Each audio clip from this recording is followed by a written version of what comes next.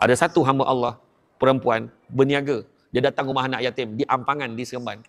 Dia pergi rumah anak yatim, Assalamualaikum, saya nak sedekah ni. Ini ustazah yang jaga budak-budak anak yatim ni, yang cerita balik kat saya. Ustazah, saya nak sedekah ni, untuk anak yatim. Yalah, dia pun bagi envelope. Ustazah ni tengok dalam tu, tahu berapa ringgit? RM20. Ustazah ni kata, ingat, dia terdetik dalam hati dia, ingatkan banyak sangat nak bagi beria datang. 2 minggu selepas tu, dia datang lagi. Ustazah nak bagi sedekah, berapa pula? RM50 dia bagi. Bulan depan, dia datang lagi, bagi RM100.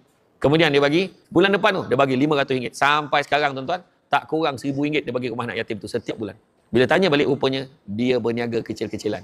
Dan sekarang perniagaan dia dah berkembang maju, dia berniaga stall, dia buat macam berniaga kuih-kuih, nasi-nasi lemak macam tu lah. Rupa-rupanya, rezeki dia, sekarang dah buka kedai.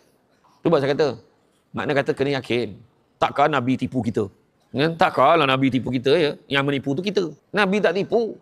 Nabi kata takkan berkurangan rezeki orang yang bersedekah, tetapi bertambah dan bertambah.